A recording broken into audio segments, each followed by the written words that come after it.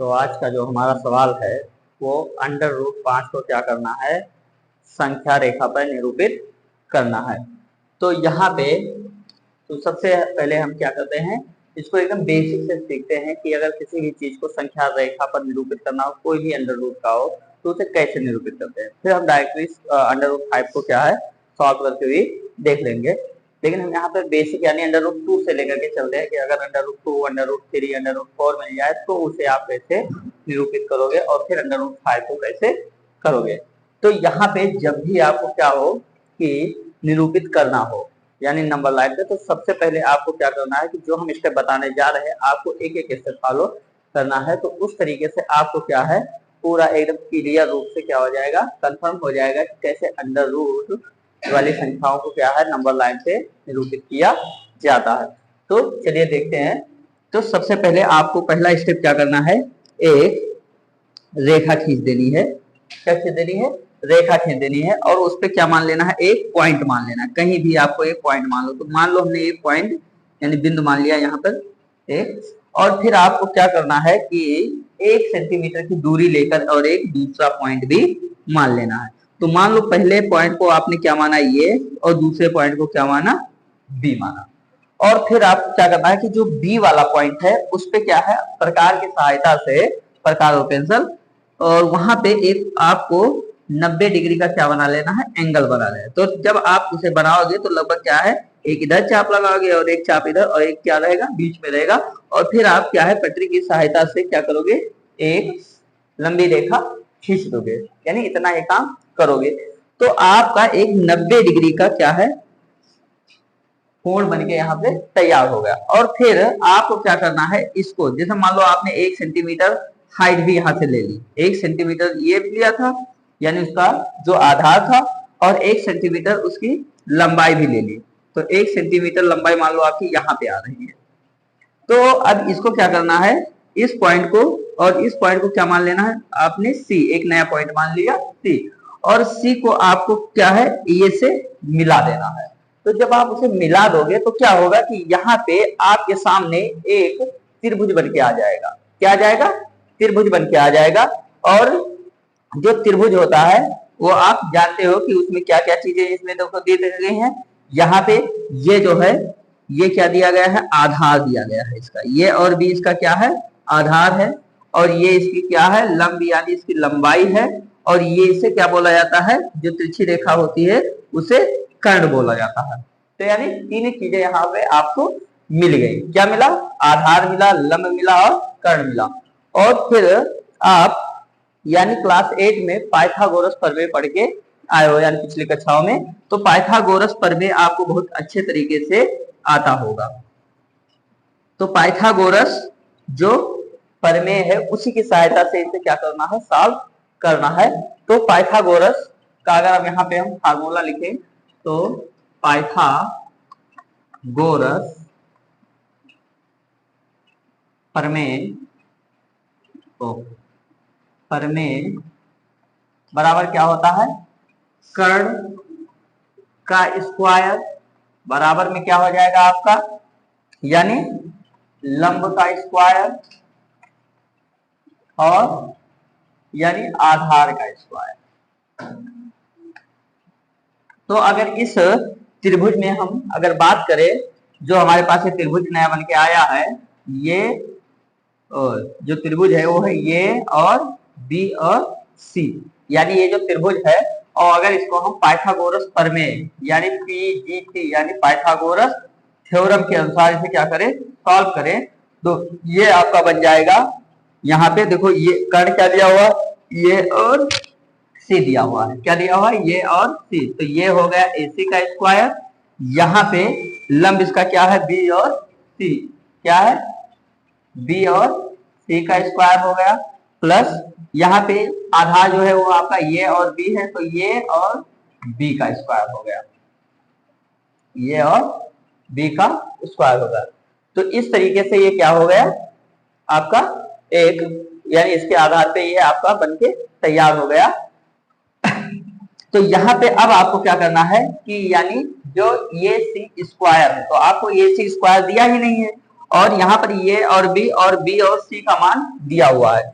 तो ये यहाँ पे सबसे पहले बी और सी का रखना, तो बी और सी का मान क्या आपने रखा है 1 सेंटीमीटर, तो 1 सेंटीमीटर है तो यानी 1 का स्क्वायर हो गया, और ये और बी कितना है 1 है तो यानी ये भी 1 का स्क्वायर हो गया।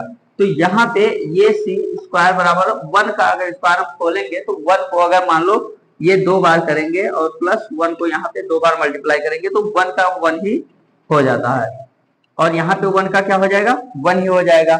तो इस तरीके से AC स्क्वायर बराबर क्या हो गया 1 प्लस 1 हो गया, और इसे हम सॉल्व करें तो 1 प्लस 1 क्या हो जाएगा 2 हो जाएगा। और यहाँ पर अगर ये स्क्वायर इधर है और अगर इसको उस साइड में लेकर जाएंगे तो ये 2 पे क्या बना लेगा अंडर रूट बना लेगा, क्या बना लेगा अंडर रूट। ये आप पिछली कक्षाओं में क्या कर चुके हैं सीख चुके हैं।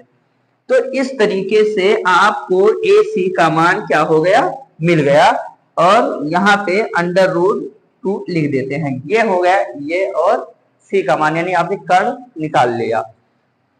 तो आपको हर स्टेप में आपको पहले यही करना है कि सबसे पहले करना क्या है, देखो हमने क्या क्या किया, पहले एक रेखा खींची, रेखा खींचने के बाद में हमने एक पॉइंट माना और वो पॉइंट मान लो ये माना, और फिर उसके बाद में 1 सेंटीमीटर दूरी पे हमने क्या किया कि एक नया पॉइंट माना जिसे हमने बी माना, और उस पे फिर बी पॉइंट पे हमने क्या किया 90 डिग्री का एक क्या बनाए एंगल बना करके, और एक पॉइंट वहां पे भी 1 सेंटीमीटर दूरी पर क्या माना सी माना। तो हमने यहाँ पे भी एक माना, यहाँ पे भी एक माना है। तो इस तरीके से ये क्या है, फिर हमने सी और ए को मिला दिया और ये ट्राइंगल बन गया, और ट्राइंगल के पाइथागोरस प्रमेय के हिसाब से हमने इसको क्या कर दिया सॉल्व कर दिया। तो इस तरीके से हमारा ये अंडर रूट 2 आ गया। अब करना क्या है कि आपको जब ये अंडर रूट 2 आ गया तो अंडर रूट 2 को अगर ये सब निरूपित करना है संख्या रेखा पे, तो आपको चाप यहाँ पे ये पॉइंट पे लगाना है, और यानी उस प्रकार को फिर खोलना है, यानी खोल करके और फिर सी पॉइंट तक लाना है, और सी पॉइंट तक लाने के बाद में उसको डॉटेड लाइन यानी उसको ऐसे घुमा देना है। जब घुमा दोगे तो वो लगभग यहाँ पे इस तरीके से यहाँ पे क्या है डॉटेड लाइन बनके यहाँ पे पॉइंट आ जाएगा, और ये आपका अंडर रूट 2 हो गया। तो अगर अंडर रूट 2 को निरूपित करना हो तो इस तरीके से क्या कर सकते हो निरूपित कर सकते हो संख्या रेखा पर। अब इसी तरीके से आप मान लो अंडर रूट 3 हो, तब क्या करोगे, तो आप यही जो काम किए हो तो इसी में आप ये काम कर सकते हो। अगर अंडर रूट 3 को इसी में देखना, अगर मान लो लगातार दे दिया जाए कि अंडर रूट 2, 3, 4, 5 यानी सबको क्या करो एक ही संख्या रेखा पर निरूपित करो, तब कैसे करोगे, तो वही यहाँ पे हो रहा है, और अलग अलग भी कर सकते हो। अब अलग करने के लिए यहाँ पे ये ध्यान रखो कि ए और बी 1 सेंटीमीटर 1 सेंटीमीटर, और दोनों को क्या कर लो सॉल्व कर लो, आपका अंडर रूट 2 आ गया। अब यहाँ पे आप फिर क्या करोगे, फिर जो यहाँ पे काम किए थे, तो यानी मान लो आपके पास ये और सी एक पॉइंट है, और ये और सी पॉइंट पे आप क्या करो एक सीधी रेखा खींच दो। अब एक सीधी रेखा आपने खींच दिया तो मान लो इसे आपने मान लिया ए बी सी, और इसे आप मान लो डी, क्या मान लो डी, और डी मान लो, तो फिर ये आपके पास क्या हो गया, ये आपका क्या हो गया, ये आपका बेस हो गया, और ये आपका क्या हो गया लंब हो गया, और ये आपका यानी हाइट हो गई, और ये आप फिर वही कर्ण मान लो। तो यहाँ पे इस तरीके से क्या हो गया ये बन गया, फिर आपके पास है ट्राइंगल। अब आपके पास जो नया ट्राइंगल बन के आया है वो क्या बन के आया है, ये सी और डी। तो इसे हम यहाँ पे क्या कर देते हैं मिटा देते हैं, या इधर थोड़ा सॉल्व कर लेते हैं, भी जगह है फिर मिटा रहे हैं। तो यहाँ पे आपके पास एक नया ट्राइंगल क्या बन के आया है, ये सी और डी, और ए सी डी को आपको किसके द्वारा हल करना है, पीजीटी यानी पाइथागोरस थ्योरम यानी प्रमेय के द्वारा। तो पाइथागोरस प्रमेय आपको पता है क्या होता है। तो यहाँ पे आपको क्या है पहले कर्ण निकालना है, तो कर्ण आपका क्या है ये और डी, तो सबसे पहले आपका किसका स्क्वायर बनेगा, ये और डी का स्क्वायर बनेगा। फिर दूसरा क्या होता है, दूसरा पॉइंट बी और सी, इसमें बी और सी क्या था हाइट थी यानी लंब था, तो इसमें लंब क्या आपने माना है डी और सी को, तो डी और सी आपका क्या हो गया स्क्वायर हो गया, प्लस में अब बचा क्या तुम्हारा ये और सी, तो ये और सी का स्क्वायर हो गया। तो फिर आप यहाँ पे ये डी का मान निकालने के लिए क्या करोगे, डी और सी का मान रखोगे। तो डी और सी का आपने क्या है 1 सेंटीमीटर हाइट इसकी भी मानी है, तो यानी 1 सेंटीमीटर माना है, तो ये 1 का स्क्वायर हो गया, ये सी का अंडर रूट 2 का स्क्वायर आया था, यहाँ पे अंडर रूट 2 आया था और स्क्वायर तो फार्मूले में है, ये हो गया। अब इस तरीके से इसे क्या कर लेते हैं, हम सॉल्व कर लेते हैं। तो ये डी का स्क्वायर, अब 1 का हम क्या करेंगे, मल्टीप्लाई कराएंगे 1 से तो क्या आएगा, 1 ही आएगा। और प्लस में अगर अंडर रूट 2 है और उसके ऊपर फिर पावर यानी स्क्वायर लगी हुई है, तो उस स्क्वायर से ये अंडर रूट से क्या होता है, कट जाता है। तो यहाँ पे अगर ये कट गया तो ये क्या बचा, 2 बचा। तो यहाँ पे ये और डी बराबर क्या हो गया, 1 और 2 मिला के कितना हो गया, 3 हो गया। और इसके ऊपर जो स्क्वायर था वो है। अब इस स्क्वायर को फिर अगर उधर लेके जाओ तो क्या हो जाएगा, ये अंडर रूट बन जाएगा। तो ये हो गया अंडर रूट 3, क्या हो गया, अंडर रूट 3 आ गया। तो ये आपका मान क्या आ गया, अंडर रूट 3। और फिर आपको क्या करना है, यहां से आपको एक चाप प्रकार खोलना है और फिर यहाँ पे तक लेकर आना है और फिर इसे एक डॉटेड लाइन ऐसे लगा देनी। तो मान लो अंडर रूट 3 आपका यहाँ पे आ गया। अब फिर इसे हम क्या कर देते हैं, अभी समझ गए ना कि किस तरीके से क्या हो रहा है। तो अंडर रूट 2 का बना लिया आपने, अंडर रूट 3 का बना लिया, अब अंडर रूट 4 का बनाना है। तो अंडर रूट 4 का आप कैसे बनाओगे, तो यहाँ पे फिर क्या करना है, जैसे आपने दूसरे स्टेप में किया था कि यानी यहाँ पे जो लाइन थी इसे फिर 1 सेंटीमीटर आपको क्या कर लेनी है, बढ़ा लेनी है। तो आपने 1 सेंटीमीटर बढ़ा लिया और इस पॉइंट को आपने क्या मान लिया, ई पॉइंट मान लिया। अब ई पॉइंट मानने के बाद में ये थोड़ा ऊपर ज्यादा जा रहा है, तो यहाँ पे क्या कर रहे हैं, हम इसको मान लिए ई पॉइंट। और ये ई पॉइंट जो है इसको फिर हम क्या करेंगे, फिर पहले जैसा ही ए पॉइंट से क्या कर देंगे, मिला देंगे। तो हमने इसको मिला दिया। अब ये 1 सेंटीमीटर यहाँ पे लिख देते हैं, तो ये हो गया 1 सेंटीमीटर। अब यहाँ पे फिर आपको फिर एक ट्राइंगल बनके या त्रिभुज बनके तैयार हो गया। अब आपको फिर ये त्रिभुज जैसे पहले सॉल्व किए हो उसी तरीके से इसको क्या कर लेना है, सॉल्व कर लेना है। तो आपको यहाँ पे क्या करना है, फिर आपको देखना है कि आपने जो नया त्रिभुज बन के पास आया है आपके पास वो क्या है, ये डी और ई आया है, ये आपके पास त्रिभुज आया है। और इसे आपको किसके द्वारा सॉल्व करना है, बाई पीजीटी यानी पाइथागोरस थ्योरम के द्वारा। तो पाइथागोरस थ्योरम के द्वारा इसे क्या करना है, सॉल्व करना है। तो सबसे पहले क्या करना है आपको कि इसमें देख लेना है कि आपका बेस क्या है। तो बेस आपका ये और डी है, हाइट क्या है, डी और ई है, और कर्ण क्या है यानी हाइपोटेनियस क्या है, ये और ई है। तो यहाँ पे सबसे पहले हम ये और ई बराबर क्या हो जाएगा, पावर में क्या हो जाएगा, 2 हो जाएगा।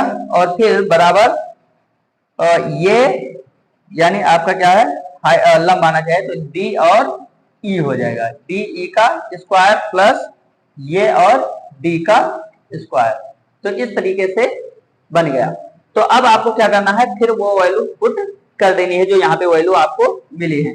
तो ये और ई का अगर निकालना है तो यहाँ पे डी और ई का मान दिया गया है 1 सेंटीमीटर, तो यानी 1 स्क्वायर हो गया, प्लस में इसका आया है ए डी का अंडर रूट 3 आया है, तो ये 3 का स्क्वायर हो गया। अब इसे आप सॉल्व करना जान गए हो कि अभी इसका आंसर क्या आने वाला है, क्योंकि यहाँ पे आप फिर क्या करोगे, ये ई का स्क्वायर करके और फिर इसे क्या करोगे 1 मान लोगे और ये स्क्वायर से अंडर रूट कट गया, प्लस क्या हो गया 3 हो गया।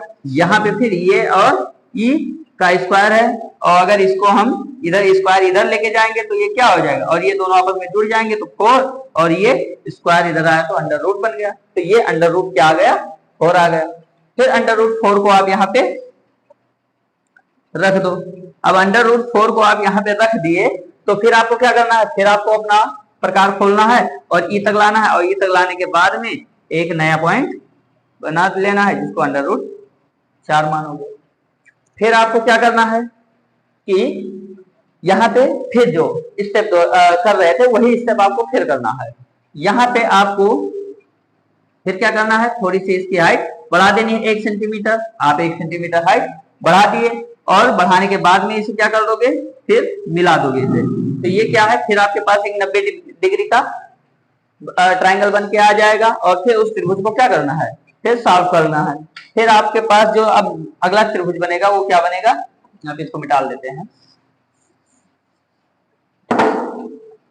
तो अगला त्रिभुज जो आपका बन रहा है वो ये, और यहाँ पे ई, और इसे एफ पॉइंट मान लो, A B C D E F, तो इसे क्या मान लिए, एफ पॉइंट मान लिए। तो ये ई और एफ, तो ये आपका नया ट्रायंगल बन गया। अब इसमें आपको फिर यानी जो इसका कर्ण है वो क्या है, ये और एफ है, तो ये एफ का स्क्वायर हो गया।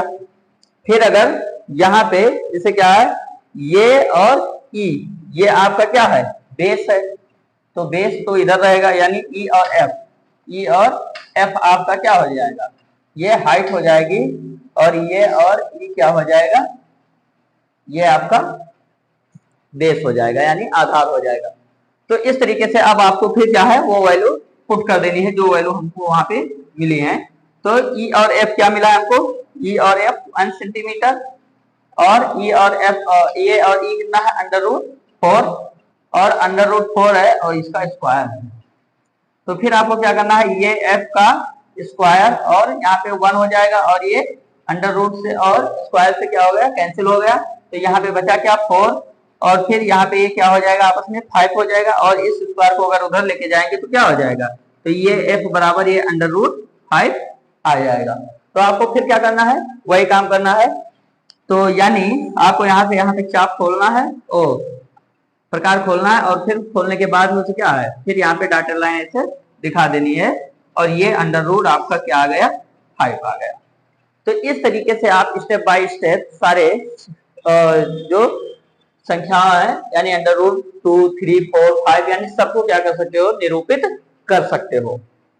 तो यहाँ पे अब हमको अगर ये सब एक तरफ से करना हो तो किस तरीके से करेंगे। अब ये तो आप सीख ही गए होंगे कि कैसे संख्या रेखा पे इसे निरूपित किया जाता है। तो अब यहाँ पे अब इसे डायरेक्टली क्या है, अगर √5 को ही निरूपित करना हो तब क्या करोगे। मान लो अब इतना झंझट यानी करने में आपको बहुत सारा टाइम लगेगा, तो अगर डायरेक्टली आपको केवल √5 का पूछा गया है या √2 का पूछा गया है तब क्या करना है। तो अब हम √5 को कैसे निरूपित करते हैं, तो डायरेक्टली उसे हम समझते हैं। तो यहाँ पे अगर आपको √5 को या 3 को या 2 को करना है तो कैसे करना है कि यानी सबसे पहले आपको क्या करना है कि आपको पहले के जैसा ही प्रोसेस करना है। तो यहाँ पे पहले एक नंबर लाइन यानी एक लाइन खींचनी है और उस पर एक पॉइंट मानना है, और फिर 1 सेंटीमीटर। अब यहाँ पे अब जो 1 सेंटीमीटर पे मान रहे थे और उसके हाइट वाला 1 सेंटीमीटर मान रहे थे, तो वहीं पे मान थोड़ा क्या कर देना है, चेंज कर देना है, कि जिससे क्या हो जाए, डायरेक्टली हमारा मान निकल के आ जाए। तो जैसे आप यहाँ पे √5 को निरूपित करने वाले हैं, तो आप ऐसा कोई मान सोचो कि यानी क्या हो जाए, वो यानी स्क्वायर करने पर क्या हो जाए, यानी लगभग 4 हो जाए, और अगर 1 सेंटीमीटर हाइट मान लो या 1 सेंटीमीटर बेस मान लो तो क्या हो जाए ये। तो यानी यहाँ पे अगर इसको हम क्या मान ले, जो 1 सेंटीमीटर मान रहे थे इसको क्या मान ले, 2 सेंटीमीटर मान ले, क्या मान ले, 2 सेंटीमीटर। और यहाँ पे ये जो बी पॉइंट था वो आपका मान लो यहाँ पे बन गया, और जो हाइट है उसको 1 सेंटीमीटर मान लो। तो 1 सेंटीमीटर आपने क्या मान ली, हाइट मान ली। और फिर जैसे आप वो चाप वगैरह लगा के और सब सारी चीज़ें कर रहे थे, वैसे ही इसको क्या कर लेना है, ड्रा कर लेना है। तो ये क्या हो गया, ड्रा हो गया। और फिर आपको यहाँ पे मान लो 1 सेंटीमीटर पॉइंट मान के, और फिर ये इस तरीके से बन गया। अब आपको करना क्या है, फिर वही प्रोसेस करनी है, यानी ये आपका ये पॉइंट हो गया, ये बी पॉइंट हो गया, और ये सी पॉइंट हो गया। अब तीनों पॉइंट मिल गए, ये आपके पास से क्या हो गया, त्रिभुज बन गया। अब त्रिभुज जो है ये बी सी, यानी ये जो त्रिभुज है ये बी सी, और इसको आपको बाय पाइथागोरस प्रमेय द्वारा क्या कर लेना है, सॉल्व कर लेना है, बाय पाइथागोरस PGT, यानी प्रमेय, पाइथागोरस प्रमेय थ्योरम द्वारा। तो यहाँ पे अब क्या करना है, तो आपका ये बन जाएगा AC का स्क्वायर बराबर में क्या हो जाएगा, BC का स्क्वायर प्लस AB का स्क्वायर। फिर आपको करना क्या है, अब AC स्क्वायर जो है उसको इधर ऐसे रखना है। BC का मान आपको पता है कि यहाँ पे 1 सेंटीमीटर मिला है, और यहाँ पे AB का मान क्या मिला है, 2 मिला है। तो अब इसको अगर हम खोल लें तो यानी ये क्या हो जाएगा, 1 हो जाएगा, और ये 2 दूनी कितना हो जाएगा, 4 हो जाएगा। और अगर इस √ को अगर स्क्वायर को अगर उधर ले जाएंगे तो ये बराबर में क्या बना लेगा, √5 बना लेगा। क्या बना लेगा, √5 बना लेगा। तो यहाँ पे √ ये डायरेक्टली आपका 5 बन गया। और फिर आपको क्या करना है, फिर चाप खोलना है यहाँ पे, और खोलने के बाद में और इसे क्या कर देना है, यहाँ पे ऐसे काट देना है। और काटने के बाद में ये मान लो आपका √5 डायरेक्ट यहाँ पे बन के आ गया। तो इस तरीके से आप √5 को क्या कर सकते हो, डायरेक्टली निरूपित कर सकते हो। तो सबसे पहले करना क्या है आपको, यानी पूरी प्रोसेस समझ गए हो आप। वीडियो बहुत लंबा हो रहा था इसलिए हमने इसको जल्दी में क्या कर दिया, समझा दिया है यहाँ पे। तो यहाँ पे आपको करना क्या है, डायरेक्टली एक लाइन खींच के और फिर क्या है उसका ये और P पॉइंट मान के, और यहाँ पे इसको क्या है 2 मान लेना है। क्या मान लेना है, जो बेस है इसको 2 मान लेना है, और फिर इसको क्या कर देना है, सॉल्व कर देना है। ये जैसे आप सारी सवाल हल किए हैं उसी तरीके से ये भी हल हो जाएगा। तो इस तरीके से आप समझ गए होंगे कि √5 या अदर संख्याएँ जो √2, 3, 4 हैं उनको कैसे आप संख्या रेखा पे निरूपित करोगे।